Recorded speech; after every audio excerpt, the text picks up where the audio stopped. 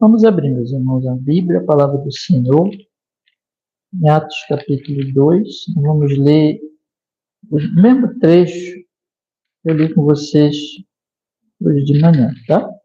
Do versículo 37, Atos capítulo 2, do versículo 37 ao versículo 47. Diz a palavra do Senhor. E ouvindo eles isto, compungiram-se em seu coração e perguntaram a Pedro e aos demais apóstolos: que faremos, homens e irmãos?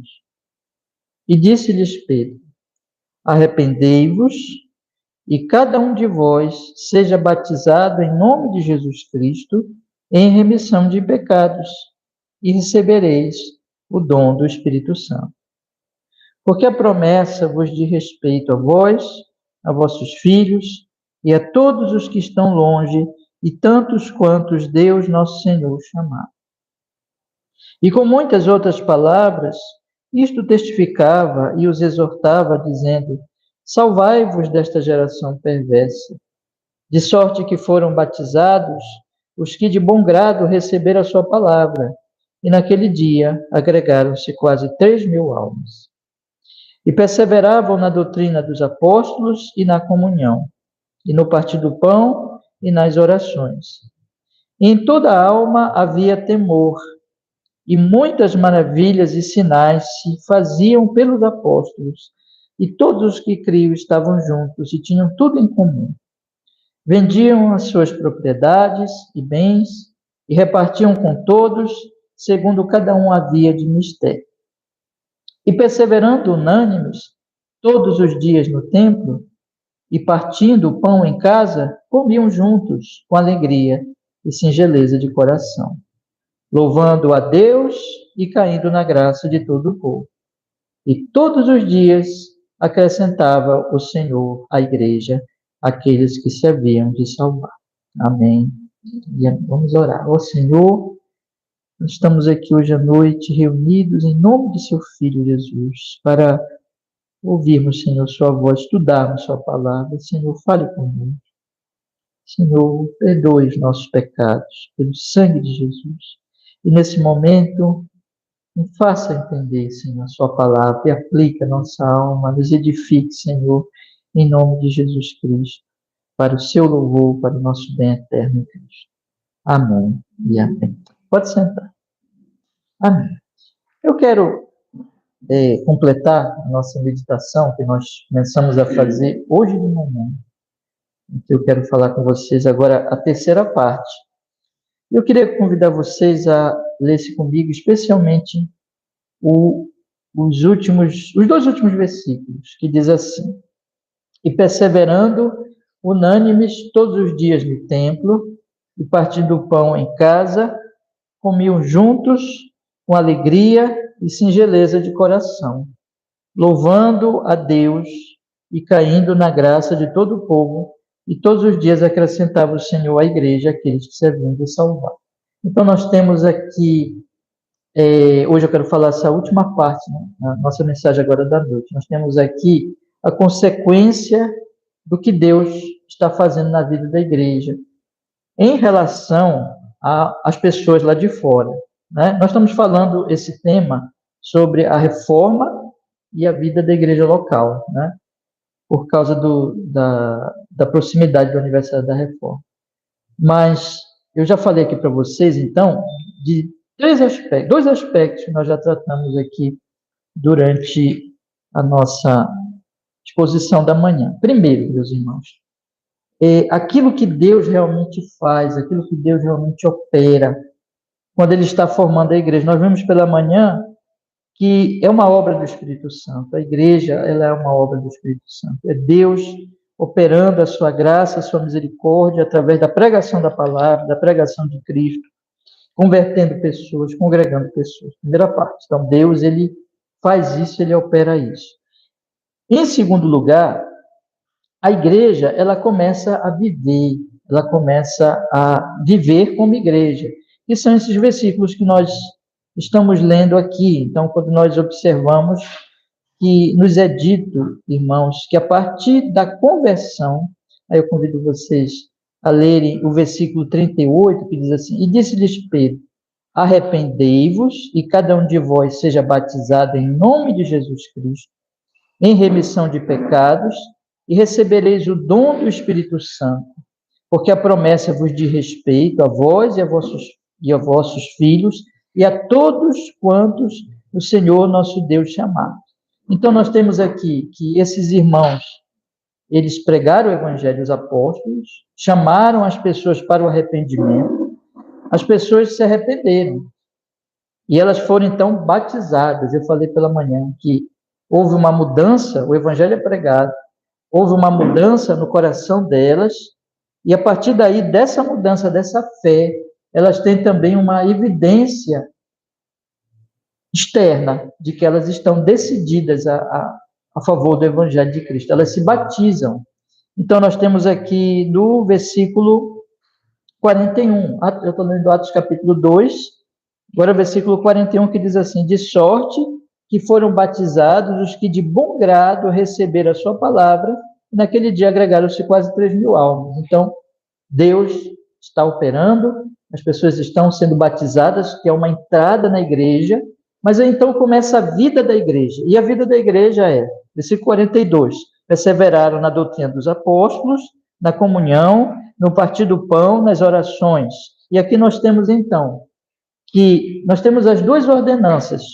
O versículo 41 fala do batismo, e o versículo 42, é bem provável, fale da ceia do Senhor, quando diz assim: perseveravam na doutrina dos apóstolos, e na comunhão, e no partir do pão, que era o que acontecia, que acontece, né, na ceia do Senhor, partir o pão.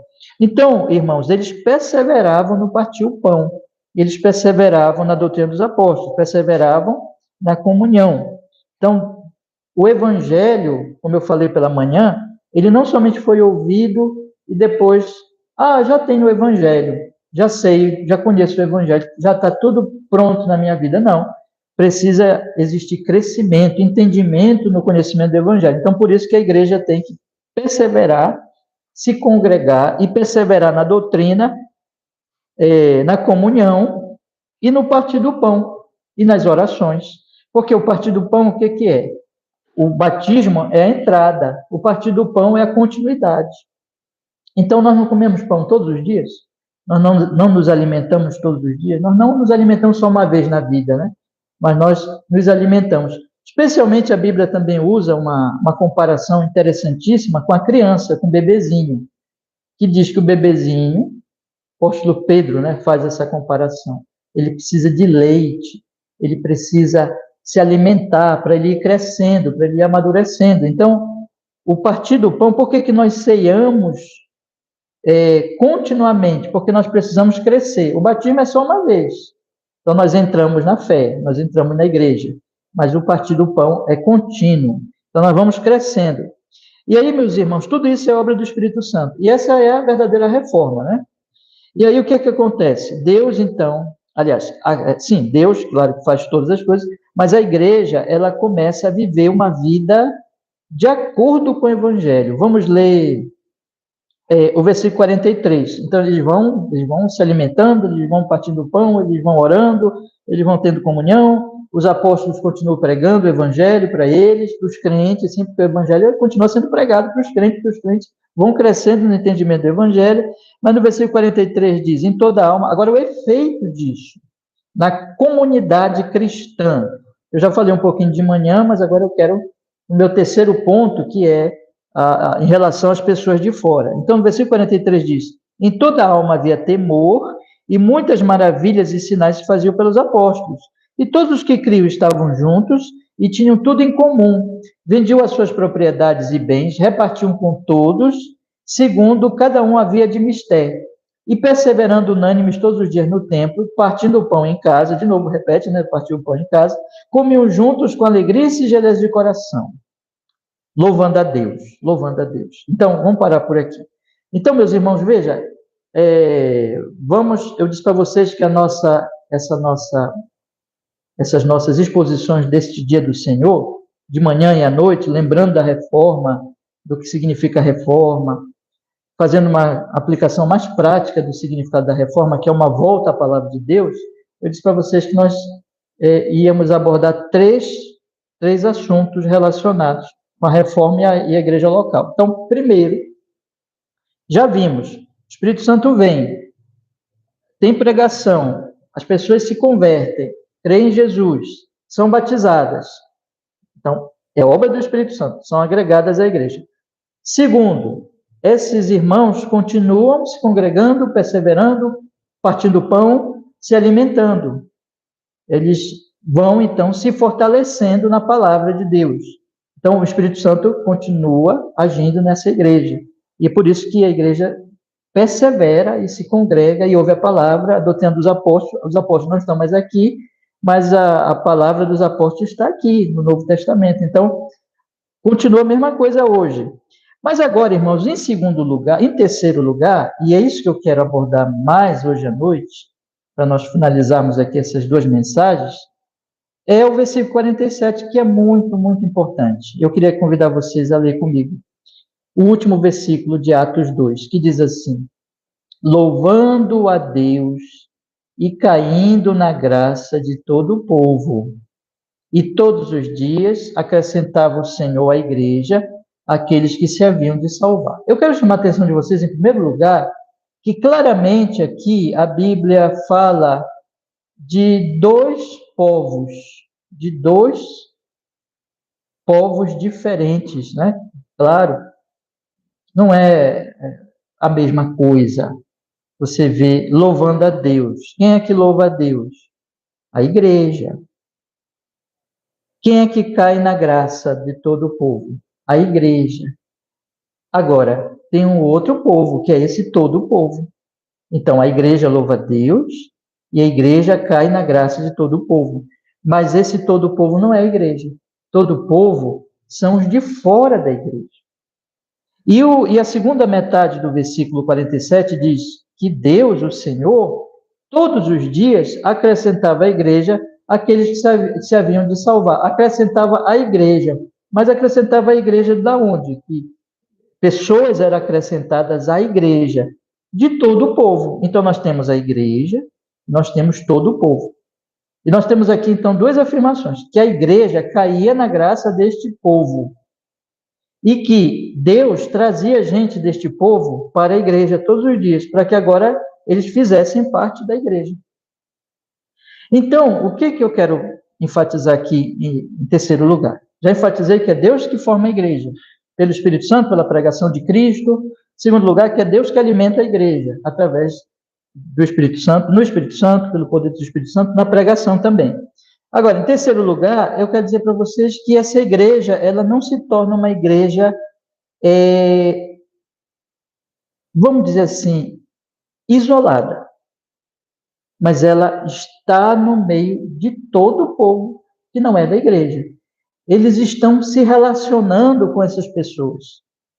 Porque, se não fosse assim, como é que eles cairiam na graça de todo o povo? Então, vamos dizer assim, a igreja não faz um condomínio só da igreja. Condomínio fechado, diz assim, agora vamos formar um residencial só de crente. E só vai morar crente lá, e nós não vamos mais ter que lidar com essas pessoas que não são crentes. Não, os irmãos não faziam isso. E nem tinha sentido, porque o próprio Jesus disse, olha, vocês têm que ir ao mundo testemunhar. Então, vocês têm que ter uma relação com essas pessoas de fora, de todo o povo. Esse é um primeiro aspecto aqui interessantíssimo. Só que um segundo aspecto é que essa relação era uma relação graciosa. Em que sentido? Eu vou usar a palavra aqui que está na nossa tradução, que diz assim, e caindo na graça de todo o povo, ou seja, a igreja, ela não era mal vista. A igreja, ela não era, vamos dizer assim, odiada, tá? Porque, vejam, irmãos, vamos entender uma coisa. Eu já falei isso aqui há alguns domingos, na nossa pregação de Daniel, mas existe, assim, um conceito errado no meio evangélico mesmo, e até no meio reformado atual, que entende assim, olha, que enfatiza demasiadamente a verdade de que a igreja vai ser perseguida e vai ser odiada. E isso é verdade. A igreja vai ser perseguida e vai ser odiada. O próprio Jesus disse. Logo no iniciozinho do sermão da montanha, quando ele diz bem-aventurados, bem-aventurados, ele diz assim, bem-aventurados quando vos perseguirem. Então, a igreja vai ser perseguida, vai ser odiada. Mas vai ser perseguida pelo quê? Vai ser odiada pelo quê? Pelo que está acontecendo aqui em Atos 2, ou seja, por causa de Jesus. Vamos lembrar que Jesus Cristo, ele disse assim, né? Por que que o mundo me odeia? Vocês lembram que Jesus ensinou no Evangelho de João? Nós já estudamos aqui todo o Evangelho de João, há alguns anos aqui. Jesus disse assim, por que que eles me odeiam? Por que que as pessoas deste mundo me odeiam? Porque elas odeiam quem? O Pai. E aí Jesus falou para os discípulos, e fiquem sabendo que eles vão odiar vocês também, porque o servo não é o maior do que o seu senhor. Se odiar a mim, vão odiar vocês. E por que vão odiar vocês? Porque vocês são meus servos. Como vocês são meus, e eles me odeiam, e eles me odeiam por causa do Pai, eles vão odiar vocês. Então, as pessoas do mundo vão odiar a igreja por causa de Jesus. Olha só que coisa. Por causa do Evangelho, por causa da mensagem da salvação. É incrível isso, né? Que as pessoas que necessitam de salvação odeiam o Salvador delas. Mas é isso. O mundo, na sua loucura, não admite seus pecados, é orgulhoso, acha que não precisa de Deus e odeia Cristo, que Deus enviou para a salvação. Então, é por causa disso, por causa do Evangelho, que o mundo vai odiar a igreja. Mas não é, essa não é a verdade total, irmão. Nem pode ser. Existe o lado de que o mundo também vai olhar para a igreja com boa vontade, com graça, com favor, por causa do Evangelho. Não é interessante isso? Porque Jesus disse também que vocês vão ser odiados, mas também vocês vão ser o quê? Amados. Vocês não vão ser só odiados. Então, muitas vezes se entende que a igreja vai ser só perseguida e também não se entende por que vai ser perseguida. A igreja não vai ser só perseguida. E também não é qualquer coisa que as pessoas de fora falam da igreja que é perseguição. Já preguei isso aqui alguns domingos, já mostrei para vocês que algumas vezes é apenas um mundo olhando para um bando de hipócritas, se dizem cristãos, e dizendo assim, vocês são hipócritas.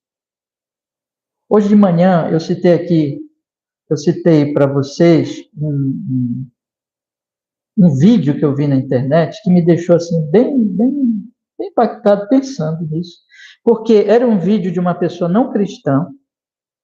Não tem essas reações que as pessoas fazem agora, reagindo à vida de outro? Não tem isso na internet? Está cheio disso na internet, né? Então, era um não cristão reagindo a um vídeo de um cristão, mas esse cristão estava tão cheio de ódio, meus irmãos. Esse cristão professo estava tão cheio de ódio, tão cheio de raiva, e falando dos não cristãos com tanto ódio, que esse moço do vídeo, que estava reagindo ao vídeo do cristão, disse assim, uma frase de grande significado. Ele disse assim, e ele ainda se diz cristão. Entendeu? E essa frase é muito significativa, é muito importante. Por quê? Porque é um não cristão falando dessa forma irônica de um cristão cheio de raiva, dizendo, o não cristão dizendo, e ele ainda se diz cristão.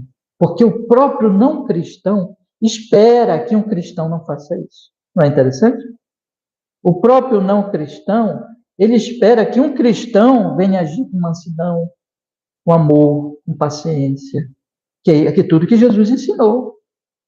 Tudo que Jesus ensinou, tudo que os apóstolos ensinaram, tudo que nós observamos quando nós lemos nas Escrituras e quando nós lemos aqui. O que estava acontecendo, irmãos, aqui especialmente?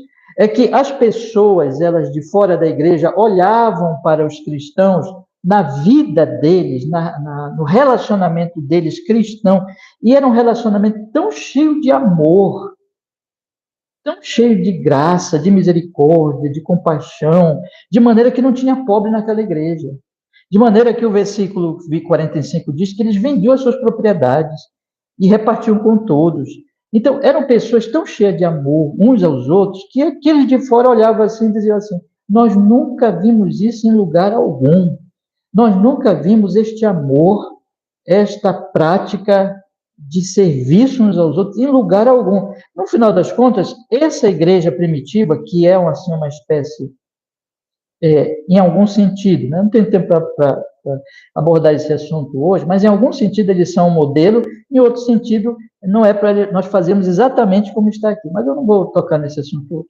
Mas em algum sentido, Deus colocou aqui esta igreja de Atos 2 para dizer assim, olha, isso é o que acontece quando a igreja é verdadeira. Tá?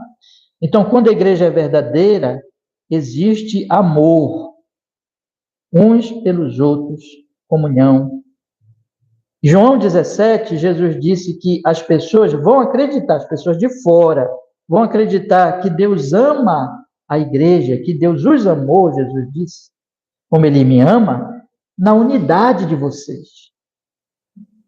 E o que é unidade? É unidade do amor, é unidade em doutrina, porque eles perseveravam na doutrina, mas não é só doutrina, é vida, é relacionamento, é efeito do Evangelho, é a transformação que o Evangelho causa, de maneira que aqueles irmãos viviam tanto amor que as pessoas de fora olhavam e diziam assim, quanto amor, quanta compaixão, quanta bondade uns com os outros, quanta comunhão, quanta alegria, louvando a Deus.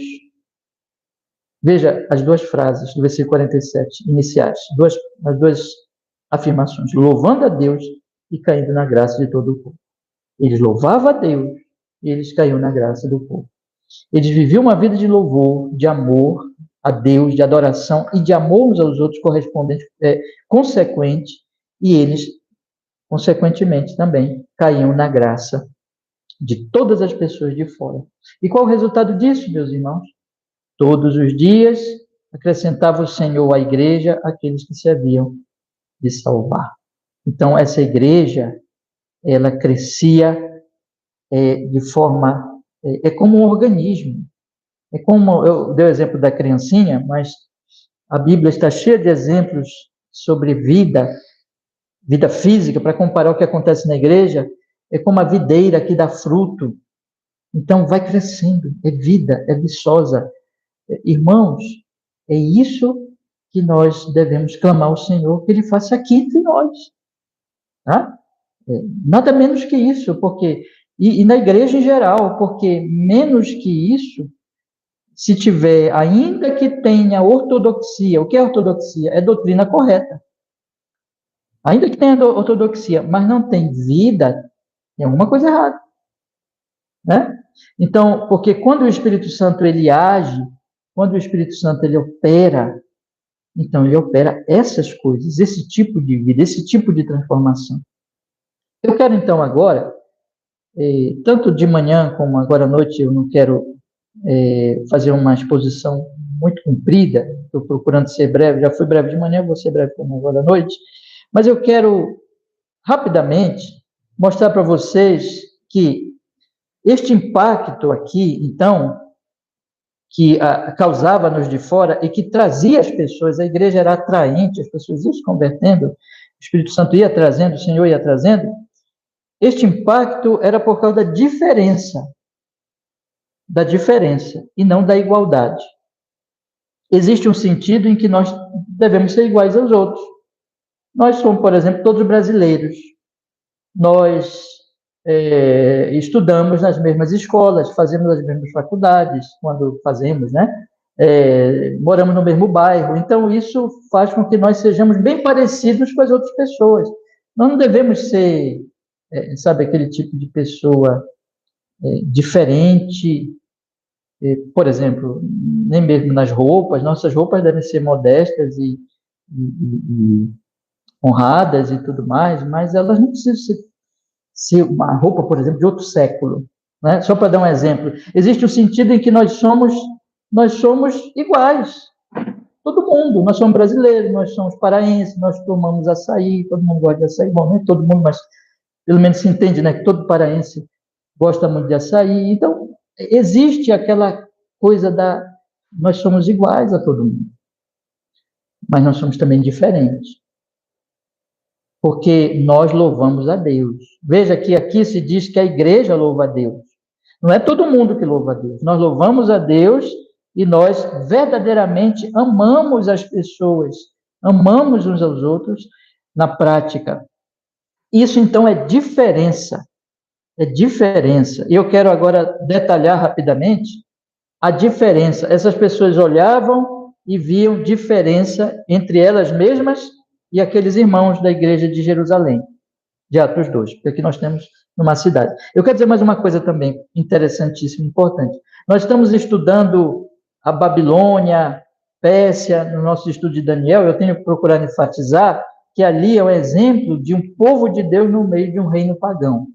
Jerusalém era parecido com isso. Apesar de Jerusalém ser uma cidade importantíssima para a religião judaica, nós sabemos que os judeus tinham se afastado de Deus. Eles tinham uma religião falsa já. Tanto que mataram Jesus, não receberam Jesus, né? E outra coisa é que Jerusalém era uma cidade importantíssima naquele contexto histórico ali. Então, é nessa cidade importante que nasce a primeira igreja.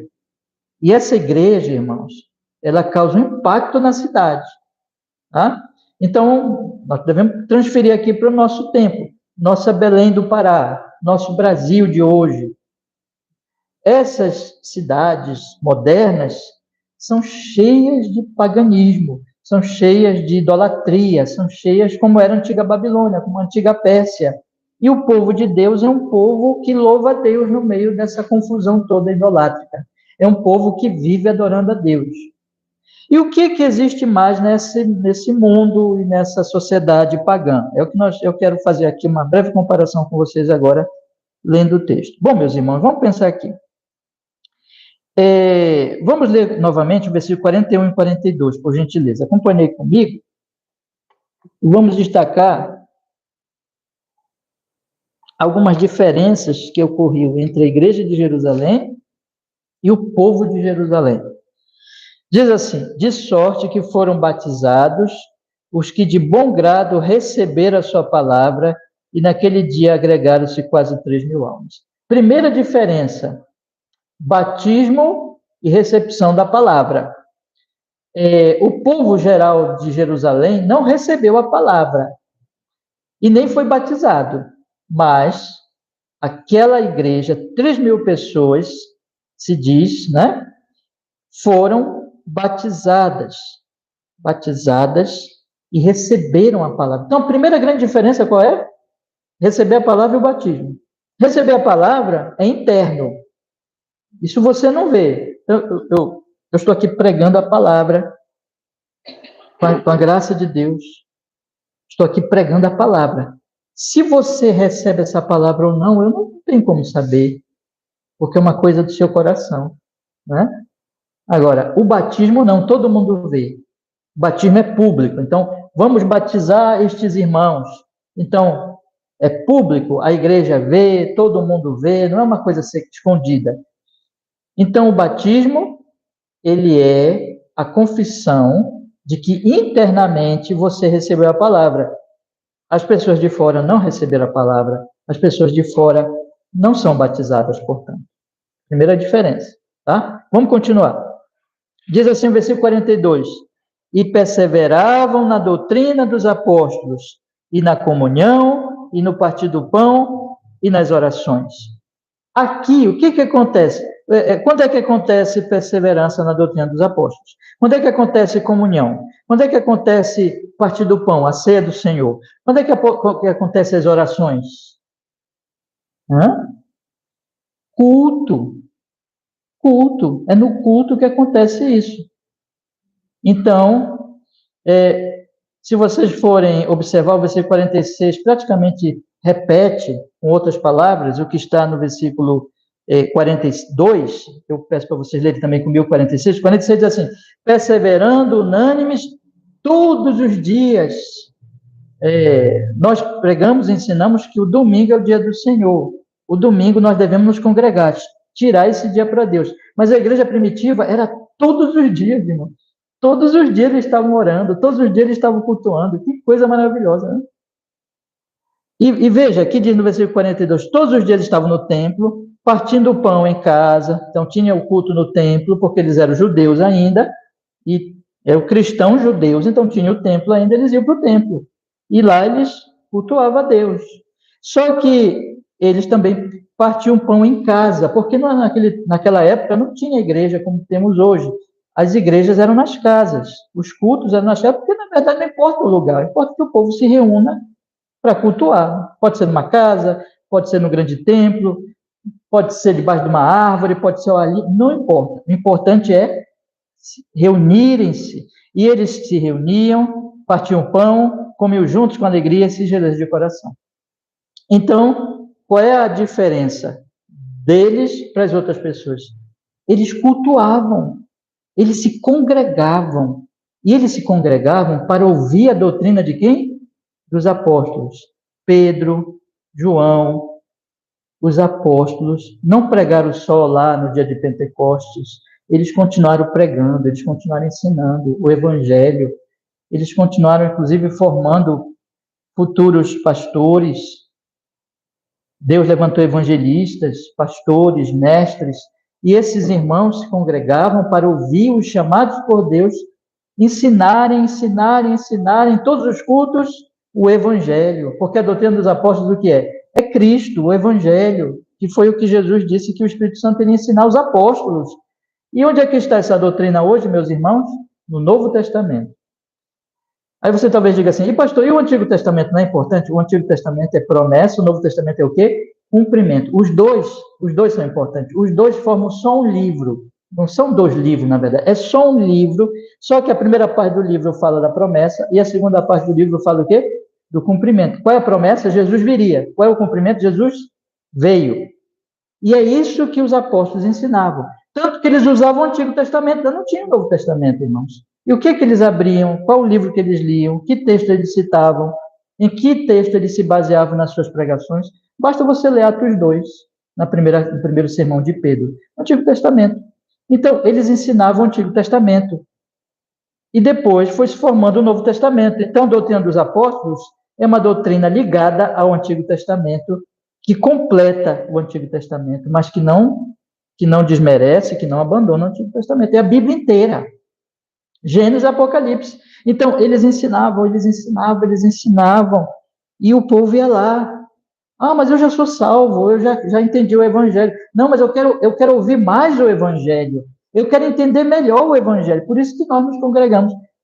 Perseverança na doutrina dos apóstolos, na comunhão uns com os outros, no partir do pão, na ceia. Aí vem a ceia, batismo é só uma vez, mas a ceia permanece. Aí não significa que todos os cultos terá ceia, mas a ceia terá regularidade. E orações. Essas pessoas se reuniam para orar. Se reuniam para buscar Deus juntos. E eles não faziam isso, irmãos,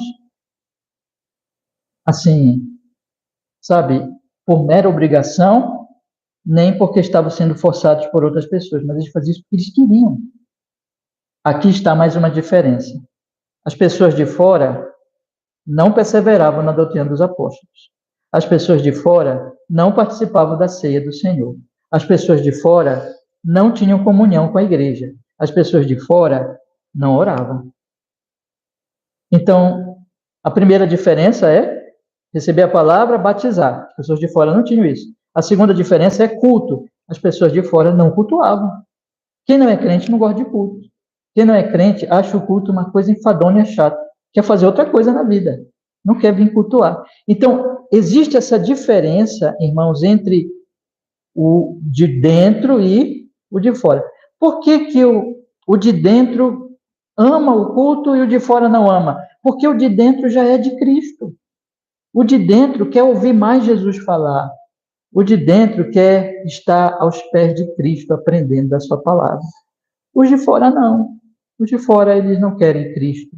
Eles não se interessam por Cristo, eles não se importam com Cristo. Então, nós temos essas diferenças. Mas não fica só aqui, irmãos. Vamos continuar lendo, e o texto diz assim, versículo 43, acompanhe comigo. Em toda alma havia temor, muitas maravilhas e sinais se faziam pelos apóstolos, porque os milagres naquele tempo eram testificadores, os apóstolos operavam coisas extraordinárias, porque eles tinham que testificar, aqueles milagres testificavam que a mensagem deles era verdadeira.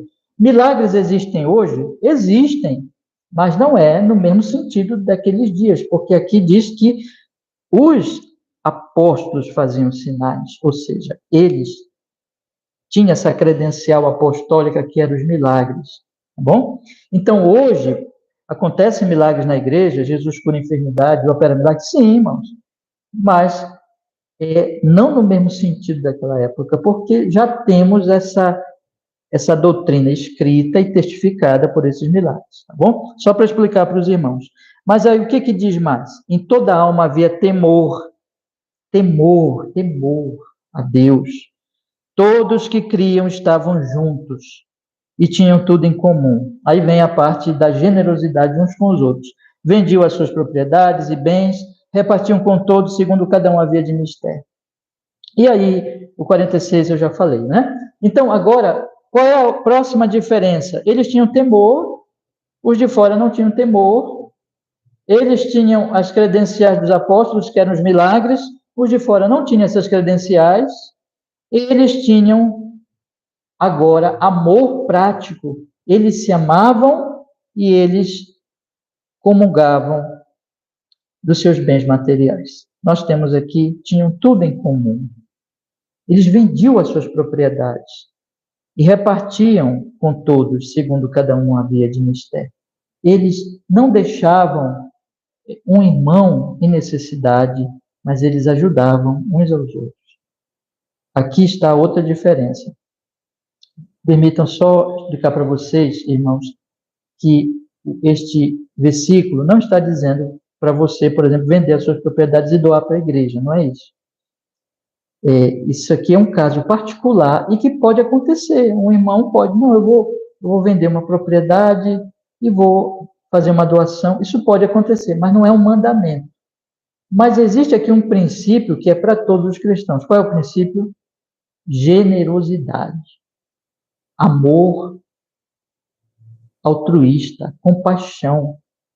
Olhar para a necessidade dos nossos irmãos e dizer assim, aquilo que eu tenho, que o Senhor tem me dado, eu vou compartilhar, eu vou ajudar a igreja de Deus. É generosidade, é apoiar a igreja, apoiar o culto, apoiar os irmãos, apoiar os pobres, ajudar uns aos outros. O que é isso?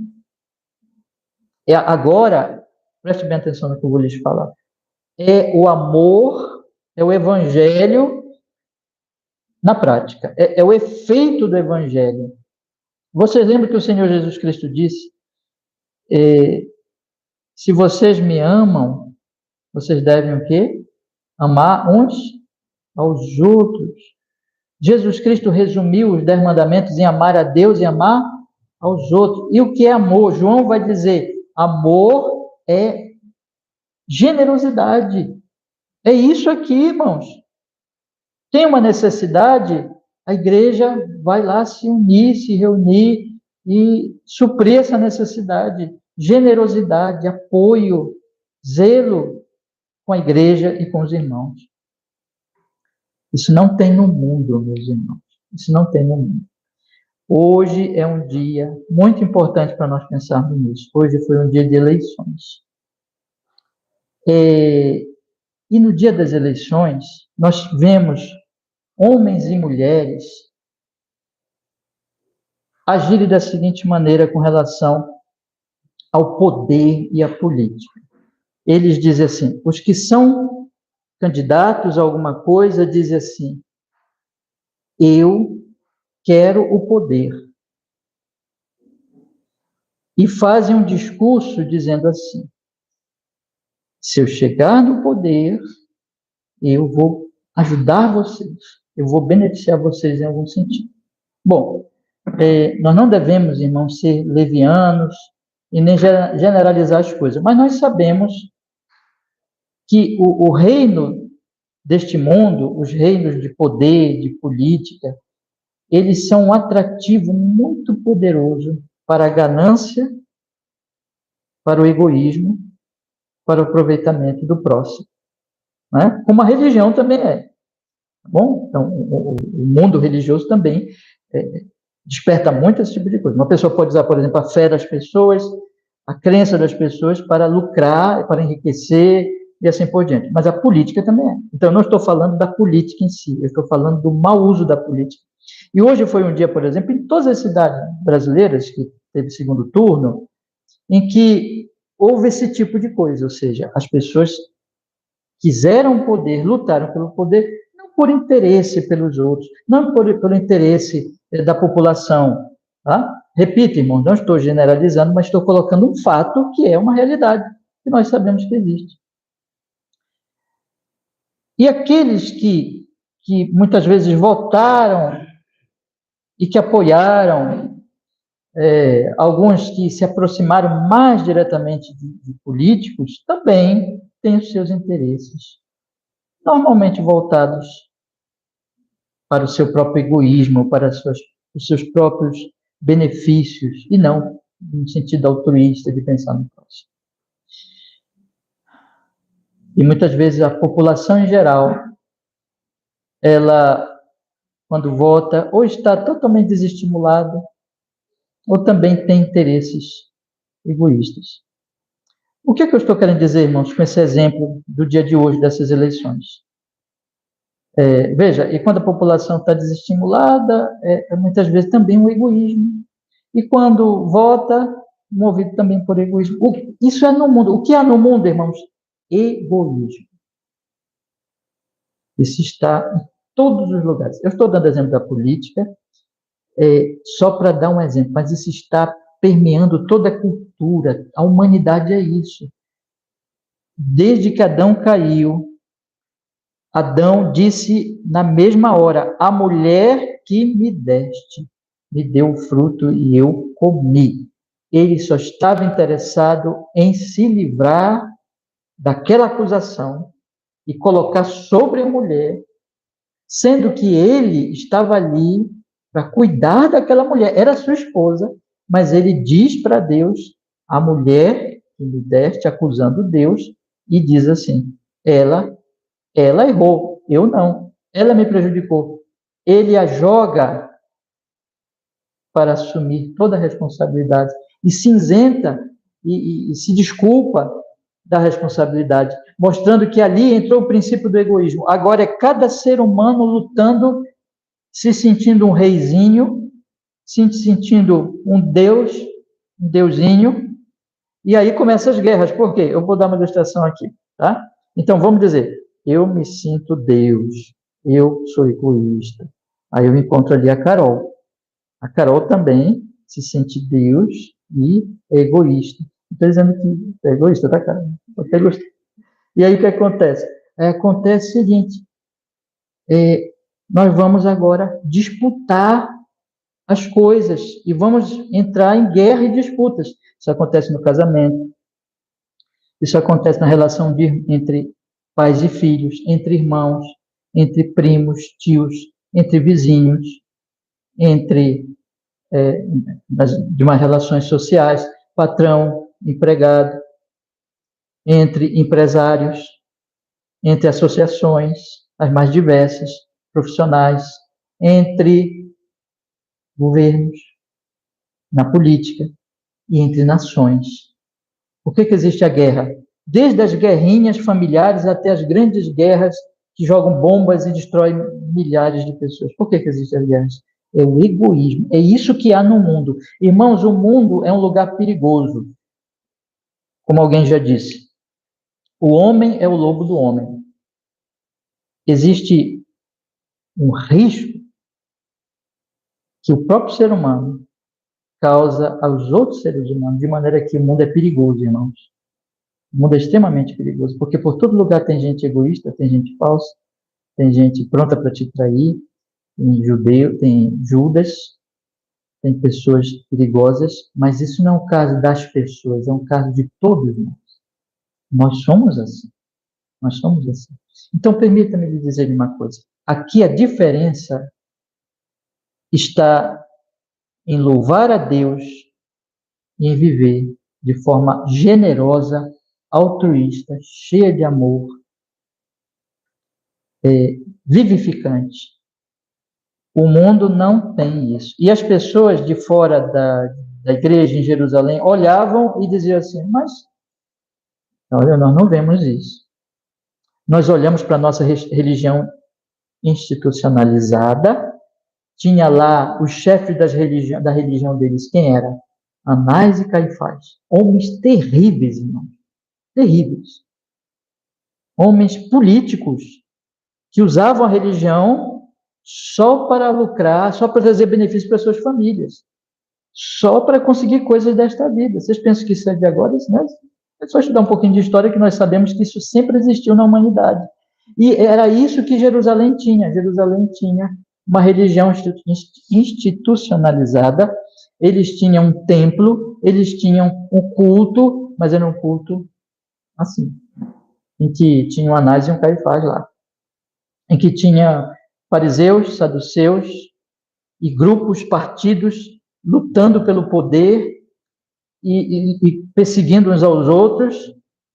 E olha, quando aquelas pessoas de Jerusalém olhavam para a igreja e viam esse amor, eles diziam assim, né? Esse povo aí, tem alguma coisa acontecendo aí. Aí acontecia João 17, e Jesus orou e disse, Pai, que eles vivam em unidade, para que o mundo saiba que tu os amaste como amastes a mim. É isso. Isso é um milagre, meus irmãos. O amor, a generosidade. E essa é uma das grandes diferenças, que por amor a Deus, nós amamos nossos irmãos. E nós somos pessoas não egoístas, mas generosas. Eu quero encerrar aqui, colocando para vocês um pensamento, depois eu vou fazer uma conclusão, irmãos. Isso não significa que a igreja é perfeita. E se você for continuar lendo Atos dos Apóstolos, você vai chegar em Ananias e Safira, que eram egoístas. A igreja não é perfeita e vai ter problemas na igreja. Mas o que eu estou dizendo é que a igreja, ainda que não seja perfeita, ela tem, a verdadeira igreja, ela tem vida. Ela tem isso que nós acabamos de ler aqui e que faz diferença com as pessoas lá de fora do mundo. E agora a conclusão é o seguinte, irmãos, é que o final do versículo 47 diz que todos os dias acrescentava o Senhor à igreja aqueles que se haviam de salvar. Deus, Deus ele demonstrava esta diferença na igreja e ele então trazia as pessoas para a igreja. As pessoas eram simpáticas com a igreja, as pessoas ficavam impactadas pelo testemunho da igreja. As pessoas, elas, pelo menos essas aqui, não perseguiram a igreja. Depois vai ter perseguição. E é impressionante que a perseguição vem especialmente da liderança religiosa, né? Que coisa. Mas essas pessoas aqui se converteram, irmão. Mas não perseguiram a igreja. Elas se aproximaram da igreja. Então, eu queria concluir colocando para os meus irmãos o seguinte.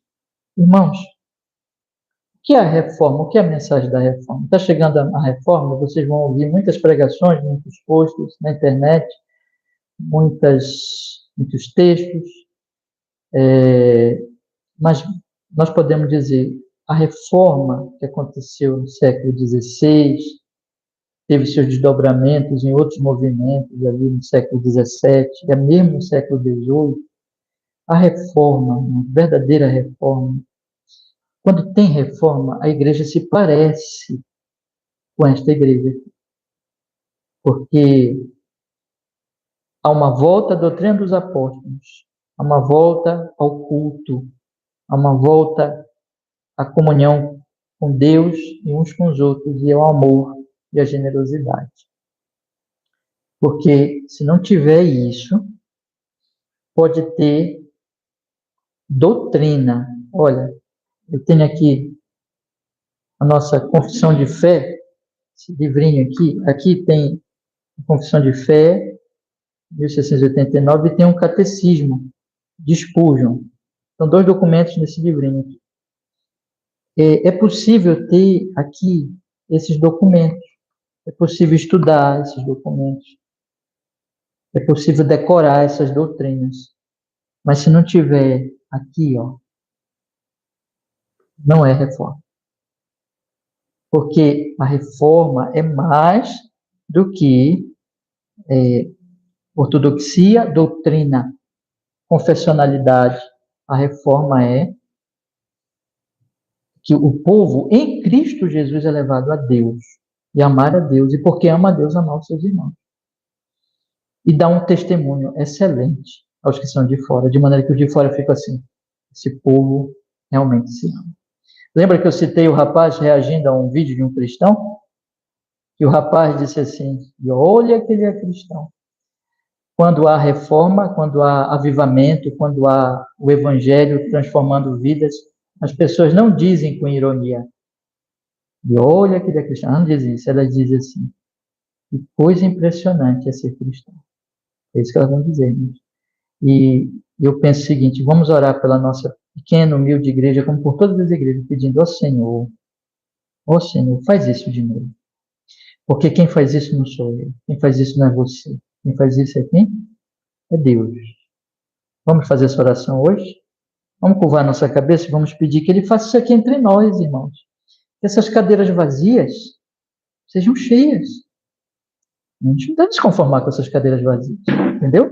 Nós devemos orar, devemos falar, ó Senhor, faça uma obra entre nós para que venham as pessoas ouvir o Evangelho de Jesus. Vamos orar. Ó Senhor amado, nós queremos, nesta noite, aqui diante da sua gloriosa, santa presença, Senhor, pedir que abençoes a cada um de nós, como cristãos individuais, Senhor, e a nossa querida igreja aqui do Tapanã, e todas as igrejas, Senhor Deus, da nossa cidade, do nosso país e pelo mundo. Queremos orar por todas as congregações, suplicar, ó Senhor Deus, faça isso de novo, Senhor. Faça o que o Senhor fez aqui em Atos 2. Nós pedimos aqui entre nós e por todas as igrejas. Ó Senhor, aviva a sua obra. Que cada um de nós que estamos aqui hoje ouvindo, meditando na palavra, seja realmente um convertido. Creia em Jesus e cresça e se fortaleça e ame a Ti, ame uns aos outros, ame o seu irmão e possa dar um testemunho do seu amor, da sua graça, de maneira que venhamos impactar a vida daqueles que são de fora, Senhor. Senhor, nosso Deus, em nome de Jesus, abençoa nós como comunidade e a todas as igrejas da nossa geração, fazendo com que cada comunidade seja uma espécie de vitrine do reino de Deus, da glória de Cristo, da glória do Evangelho, do amor do Pai. Como o Senhor mesmo disse, é na unidade deles que o mundo saberá que o Senhor os ama. Senhor, faz isso, Senhor, aqui entre nós e nas demais igrejas. Nós clamamos, nós pedimos, Senhor, que a diferença que o Evangelho produz aconteça na nossa comunidade e nas demais igrejas, nas demais congregações. Senhor nosso Deus, aonde está o paganismo, a idolatria, ou a falta do Evangelho? Transforma, Senhor. Levanta ministros fiéis, igrejas transformadas, avivadas, reformadas, cheias do Evangelho, e que este mundo possa ser impactado. E as pessoas possam se agregar, possam olhar com graça para as igrejas e possam vir e se agregar e serem salvas, trazidas pelo Senhor. Senhor nosso Deus, isso que está acontecendo aqui, todos os dias acrescentar para o Senhor a igreja, aqueles que se haviam de salvar, que aconteça aqui entre nós, Senhor. Que muito em breve esse lugar, pedimos isso, seja pequeno para as pessoas que o Senhor trouxer. Oramos por isso, que venham pessoas para ouvir o Evangelho de Jesus. Que, Senhor nosso Deus, assim sejam as congregações, que, Senhor Deus, estiverem, Deus, cultuando a Ti nesta noite de domingo. Que cada congregação, cada igreja, não importa o seu tamanho, não importa o lugar, pedimos que o Senhor traga um avivamento, pedimos que o Senhor traga a palavra, Senhor, e faça isso que está escrito aqui em Atos capítulo 2, para que o seu nome santo seja glorificado, seja louvado, e verdadeiramente nós possamos te amar e te servir cada vez mais no Senhor Jesus. Nós oramos assim, Senhor nosso Deus, e nós agradecemos. Amém e amém. Graças a Deus. Amém, meus irmãos. Deus nos abençoe. Quero convidá-los a tomar o seu programa de culto. Vamos ler, meus irmãos, o trechozinho da nossa confissão de fé, tá? Aqui no ponto 9. Deixa eu desligar aqui a transmissão. A gente vai